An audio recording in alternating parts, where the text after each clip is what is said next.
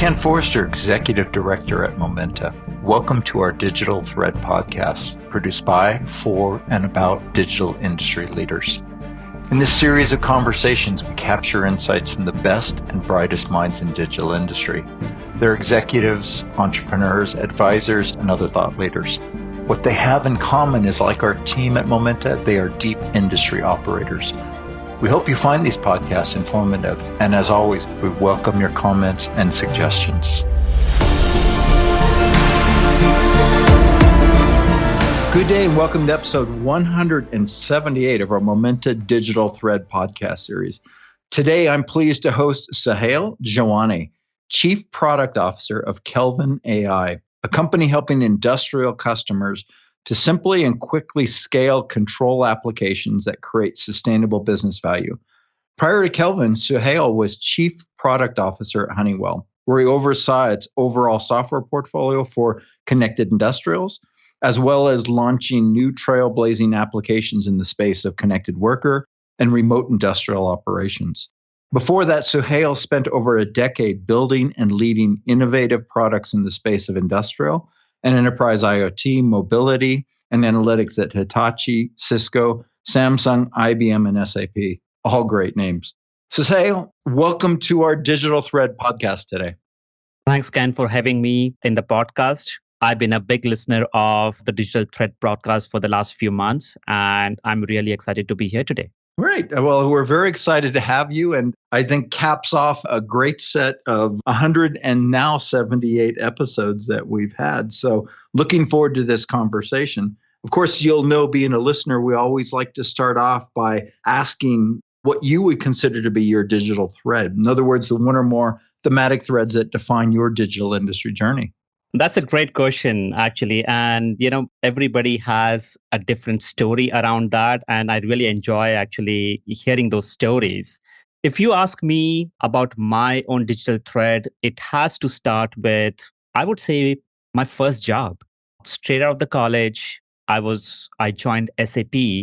And in my career, you'll see, even from the start, my focus has been more around building new innovative products, thinking out of the box to actually look into new transformational capabilities and how technology can help move us to the next steps. So even at SAP, I was part of the team focused on customer relationship management product. But my team was called CRM Innovation and Introduction Team. And the focus was around how do we take the existing workflows of the CRM application and think about that in a new way to extend this to, for an example, to mobile phones. Smartphones were brand new. Can we allow the salespeople to actually create leads, manage leads on their mobile phone, on a smartphone? We are talking about less than 100 enterprise applications on the App Store or a Google Store for that matter during that time.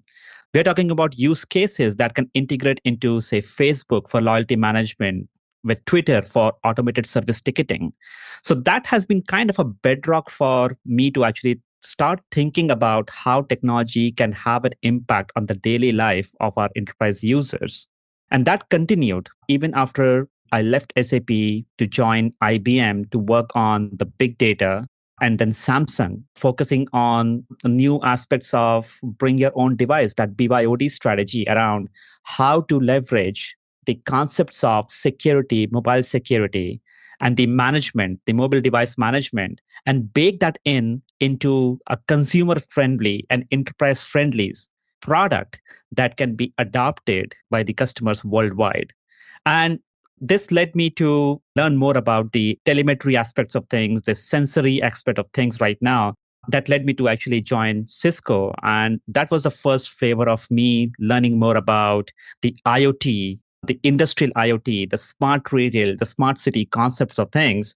And that was a great experience there actually for me to learn about these thematic threads and how this digital transformation is helping this age-old industry that has been there for 100 plus years transform itself by leveraging these new digital technologies. And that journey continued through the Honeywell and the Hitachi and all the good names that you mentioned. And to today, the work that I'm doing in Kelvin, bringing in all that experience and knowledge and taking our customers to the journey of autonomous manufacturing, sustainable manufacturing in the future. As I listen to the words used to describe, I see on one side technology innovation, and on the other side, you mentioned clients, customers, users. And it's interesting to see you're at that intersection of the two, and thus Chief Product Officer seems an apropos title for that. What stood out for me in all of your experience is this leadership and product management. So perhaps that's a theme we can explore really today. Let me ask a guiding question. What does product management mean to you? And probably more importantly, what are the hallmarks of great product managers? That's a great question. And it's kind of very personal question to me. Even if I'm running the product management, engineering, design teams today, in the heart, actually, I consider myself as a product manager.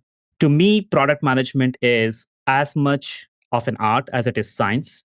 It's the art of making decisions about something which does not exist today as a product or a feature in a product. However, I believe that to be successful in product management, there are a couple of key fundamental traits that every product manager has to have. The first one to me is customer empathy, as you mentioned, technology and customers. Everything else is noise. We need to understand why the customer is having a specific problem and what they need versus what they want to be successful as a product manager.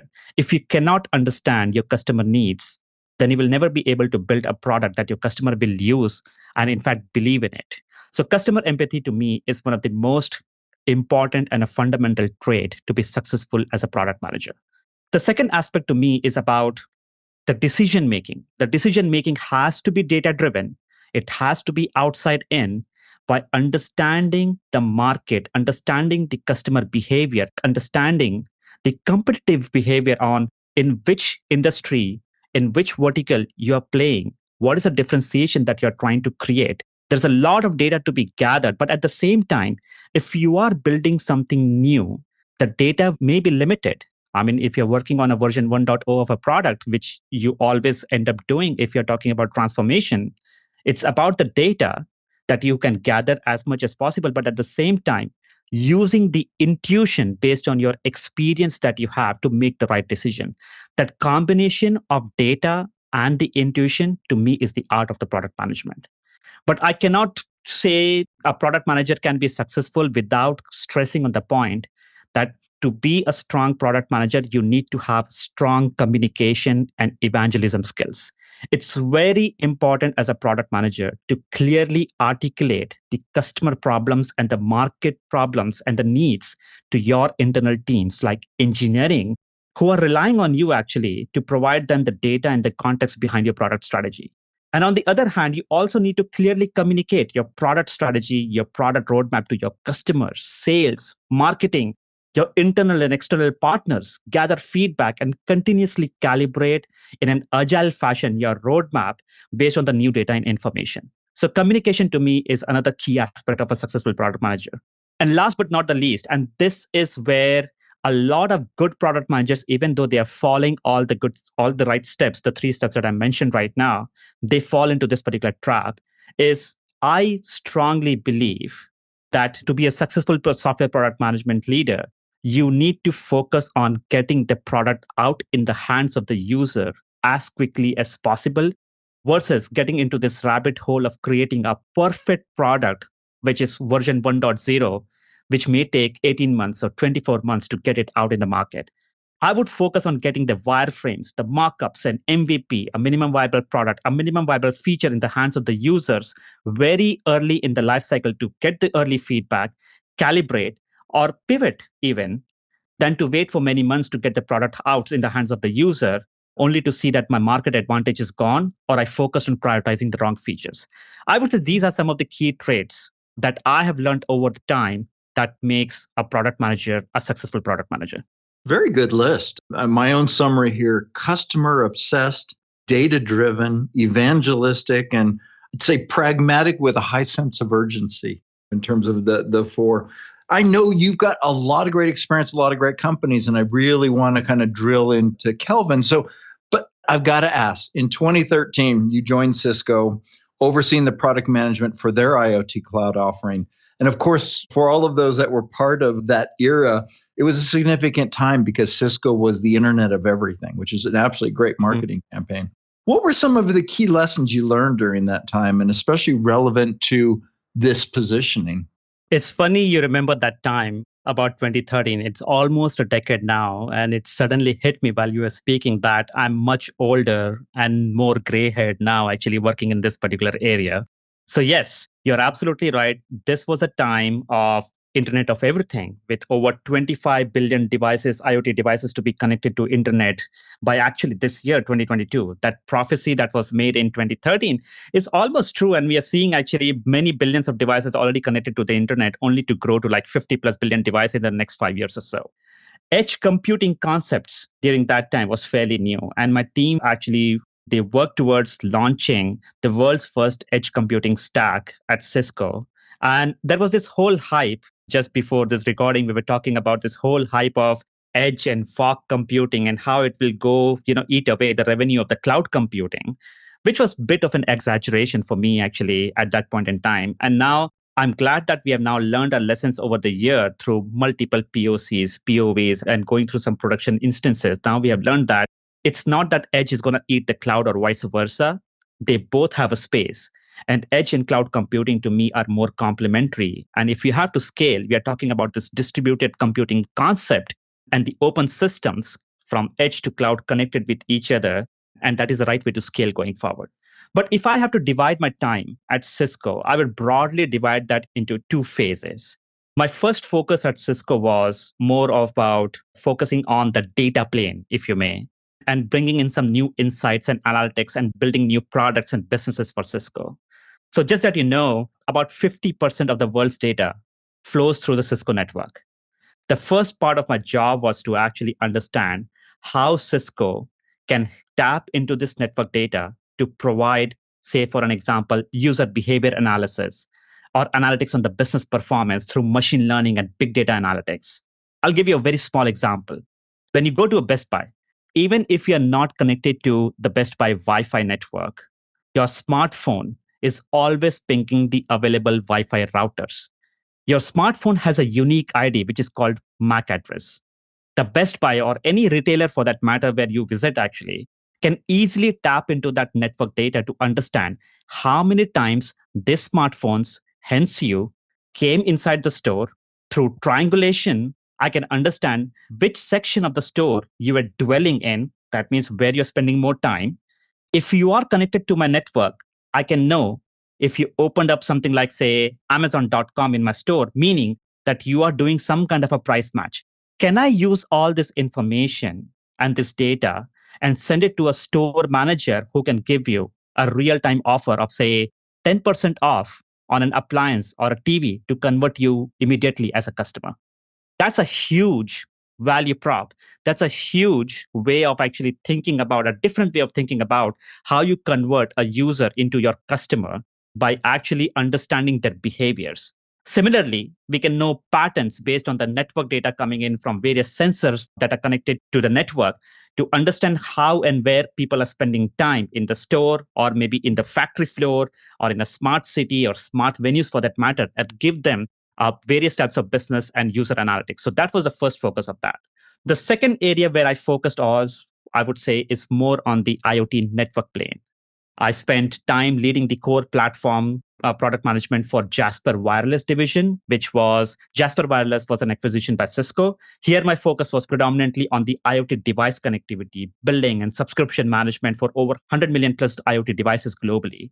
I would say if I have to summarize, my biggest learning at Cisco has been that experience of that correlation between the network and the data plane that allowed me to kind of help me personally in my future work. And that's the same kind of an experience that I'm applying today on the work that I'm doing at Kelvin, bringing in that information about the network, the data, and now even the control systems together to close the loop. That's a great way to weave the story together. I'm dying to jump into the Kelvin topic, but I got to stop you at one more point, and that is you had the top product management role at Honeywell in 2019, obviously one of the granddaddies of industrial control.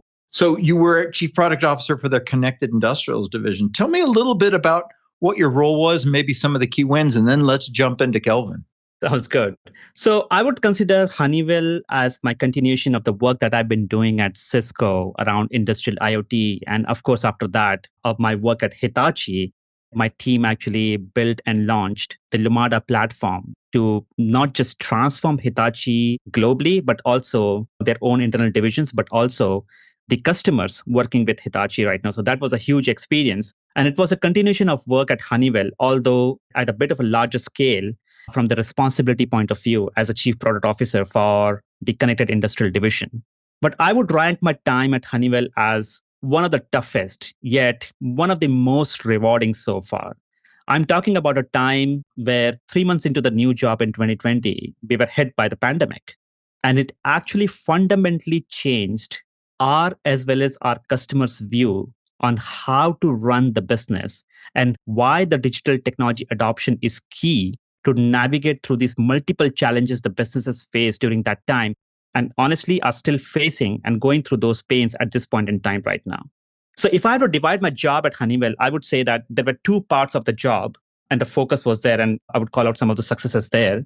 The first part of the job was to actually transform the existing product portfolio to be more software and licensing driven rather than services and projects driven to avoid the cyclical nature of the business.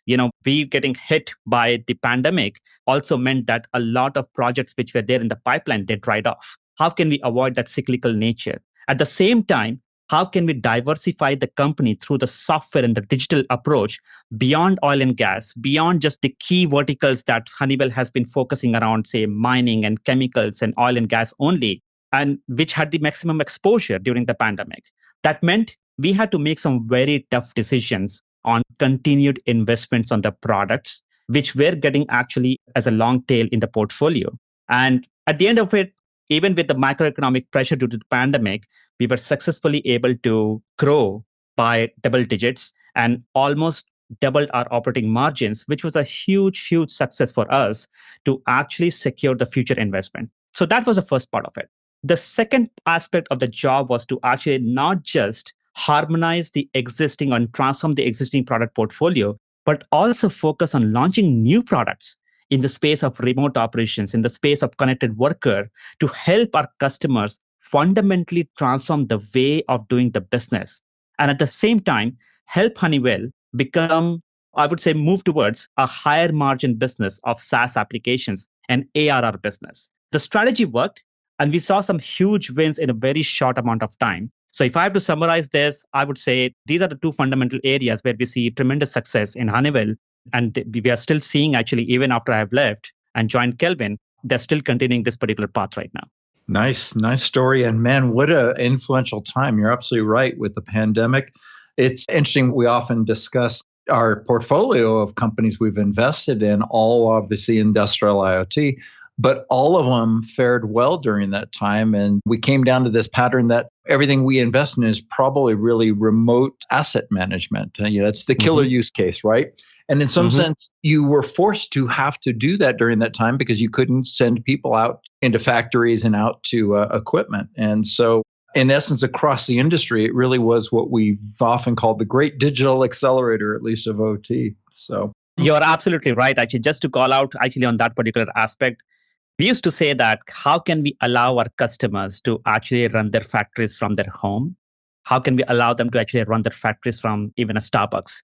That was the whole intent of actually creating this digital thread and the technology that will allow our customers to actually get into this behavior when, as you mentioned, people cannot go into the factory. It's a very thin crew that can go inside the factory and manage the production. And that production itself is dynamically changing because the supply and demand needs are actually ever evolving during the time of the pandemic. So great learning during that time. Yeah, true. Remote access went from a nice to have to a must have, right? And so a lot changed very much during that time. And as we say, there's a new normal, and I doubt any of it's going back to the old patterns there. So speaking of new normal, you joined Kelvin as Chief Product Officer in May of 2021.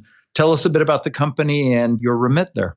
Yeah, absolutely. So See, in my previous experience in launching the products in the industrial IoT space, the first steps in helping the customer see the value of digital technology has been predominantly around solving the problems of IT and OT convergence, getting access to the data, providing open loop data analytics, recommendations to resolve issues, and even automate some of those workflows for the application users, like how can you automatically create maintenance tickets or digitize some of the SOPs or operating procedures for the field workers and help them while they're doing that particular job. For me, as part of the innovation, the natural next step for me was to actually take this knowledge and experience to move to more towards closing the loop with the controls plane, not just focus on the network and the data plane in an open loop kind of a recommendation and analytics only, but actually moving towards closing the loop with the controls plane to enable autonomous industrial operations. Think about it. If the companies working in the autonomous vehicle space, if they can automate the driver operations, can we take similar concepts and learnings to automate some of the complex operations in the manufacturing space? At Kelvin, we are focused on this aspect of the software stack. We are providing our customers with a collaborative controls software platform that helps them automate their industrial operations by leveraging the concepts of industrial IoT, AI, machine learning, RPA, and edge and cloud convergence. You may have noticed that I stressed on the term collaborative control, which is a key aspect of the product. We are here not trying to replace an engineer or an operator in the manufacturing floor or a production facility through the advanced automation. In fact, the key to autonomous operations for us is to first have the ability to provide a single source of truth to the production engineers, to the control engineers, to the operators on the health of the assets, health of the process, and their systems for them to understand whether within the given constraints, their production facility is able to meet their dynamically changing production and sustainability goals and KPIs. And where are the bottlenecks? What's causing an issue and how I can resolve them? Once these engineers have this single source of truth, this digital lineage, this digital thread, the software then allows them to communicate and collaborate in real time with each other to understand the root cause of the issue, tag data, tag interesting events, perform root cause analysis, simulate complex optimization scenarios, and even automate some of the closed loop controls decision to improve their operations. Every interaction with the software creates a training set that allows the software to become more intelligent over time in predicting failures, providing recommendations to resolve the issues, and even automating them, all without the need to upgrade their existing industrial automation stack or going through complex bespoke projects which will lead nowhere across the organization. We are giving the power of modern AI-driven automation back to the hands of the engineers and operators and creating this assistive technology that will one day lead us to sustainable and autonomous manufacturing operations. And that is a pretty long answer, I know, but I hope that gives you a good perspective of why I'm so passionate about the space and why I joined Kelvin to build this innovative product and an ecosystem around that.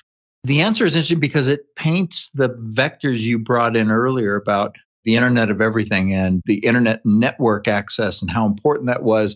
And then clearly on the control side, and in some sense, it feels like you're merging all those together. I know this is going to be very oversimplistic, but robotic process automation for OT in some sense, right? Which makes a lot of sense because a lot of process automation works up through traditional ERP systems and business processes. In fact, the best ones do, right? And looking at technology layers to help, in essence, bridge that, but also automate that, especially using AI techniques or optimization techniques, I think makes a lot of sense. I'm surprised nobody else has been doing this before. So tell me a little bit about some of the early use cases and wins that your clients have seen using Kelvin. See, the good thing is that the work that we are doing at Kelvin is not some moonshot vision that is a couple of decades into the future. This future of autonomous and sustainable manufacturing that we're talking about is happening right now in front of us. And the current strain that the pandemic has put on our supply chain is only leading to the acceleration and in the adoption of this particular technology. I'll give you an example. We have a very forward-thinking customer in Australia who is operating thousands of oil and gas wells in the Cooper Basin. They are automating their production processes by optimizing the operations of various artificial lifts like beam pumps, plunger lifts, progressive cavity pumps, which has led to significant cost savings and production uplifts for them. The more interesting aspect is that by automating some of these processes, they've been able to reduce fugitive methane emissions by as much as 53% in some of those wells, which, if you ask me, is huge when you look at the scale of the operations. We are talking about millions of metrics of tons of fugitive methane emissions saved from entering the environment. And this is another aspect of our company and the product strategy. We are building this company, this software, to do good for the environment we are living in. We have this concept of this double bottom line impact in the company that focuses on helping customers improve their production and productivity, which definitely helps their bottom line. But at the same time, it helps them become more sustainable and meet their net zero initiatives. Combining these two aspects helps our customers easily justify the ROI in partnering with us. I'll give you another example. We have another customer, which is one of the largest service providers in the world of energy exploration, development, and production. They are currently using Kelvin software to optimize and automate many aspects of their fracking operations, from drilling all the way to the completions. In fact, they have standardized their complete North American fracking operations on Kelvin and are running 50 plus optimization and autonomous control application on our platform. This has led to the bottom line impact of approximately $100 million for them in the last couple of years through productivity gains and reduction in truck rolls. Now, this is a great success story of digital transformation, according to me, which is done right, where the customer is seeing tremendous value in this joint partnership with us. These are just a couple of examples out of many customer engagements we have globally, where we are working with some of the largest companies in the world in process manufacturing verticals like oil and gas, across upstream, midstream, downstream, chemicals, mining, food and beverages, CPG, and pharma, helping them optimize and automate their production workflows, where engineers working in these companies are using the tools provided by Kelvin and combining their expertise with the intelligence of the software. You know, it's interesting. I think you guys are one of the most impactful OT companies that most have probably never heard of. Kelvin was introduced to us probably about a year ago and started to hear a little bit more people telling me you really ought to pay attention to this company. And of course, we've gotten closer to it and have supported the company in several different ways. But I must say, you're so quiet. I would think you'd almost as a Swiss company, maintaining a big presence, but very quiet. So hopefully your leadership on the product side will help bring a lot more visibility to the great work that you're doing and the great impact you guys are having on ESG goals, if you will. We mentioned several times in the conversation about the edge, and particularly the industrial edge. And perhaps as a kind of final question, it would be great to have you put your prognosticator hat on for a moment and give us a sense of what you think the next several years hold for this thing we call the industrial edge. We talked about that in the previous conversation, that how the last few years have been more about edge eating the cloud. The good thing is that that argument is now settling down. One has to realize that edge and cloud computing are complementary to each other, not competing. It's especially true in case of the operational data in a factory floor. It's a fact that in the next few years, over 90% of the operational data will be connected and processed at the edge in a distributed environment, connected via Ethernet, Wi-Fi, or 5G network. And this is going to create new technological paradigms. But if I have to summarize, I believe that there are at least 3 areas which I would highlight where we will see new innovation in the next 3 to 5 years. The first to me is the innovation in the space of distributed computing and machine learning at scale at the edge. Beyond just provisioning and management of the edge devices, I'm talking about the ability to connect, process, filter, analyze real-time streams of data in an unsupervised fashion at scale. This data could be the operational data coming in from the machines or the sensors or even video sensors, which require complex computational analysis at the edge. We'll see more and more companies follow this route where we are doing the unsupervised learning, especially with the new connectivity paradigms coming in, new compute paradigms coming in around CPUs and GPUs becoming more proficient, and the hardware itself becoming more cheap and more powerful to be actually deployed at the edge. The second aspect for me is around the cybersecurity, which is really important. The technology stack is evolving. We are moving towards the concept of interconnected cyber physical systems. The current security solutions have to be re-architected to support such a distributed cyber physical architecture. So this is another area where we will see more and more industrial edge devices and the edge computing play a role in the space of cybersecurity, securing the data, the assets, the informations from the bad actors for that matter. The third area that I would highlight to me is more around the enterprise and the operational workflows. They have been sitting there in the cloud for a long time. And with all the new changes and the compute paradigms actually shifting on the edge side, we will see more enterprise and operational workflows move towards the edge. I'll give an example. If you are able to process and analyze data at the edge, can you allow the edge systems to automate decision making and close the loop? Think of RPA or robotic process automation happening at the edge. Another example is actually around the workflows related to augmented reality or AR on the factory floor.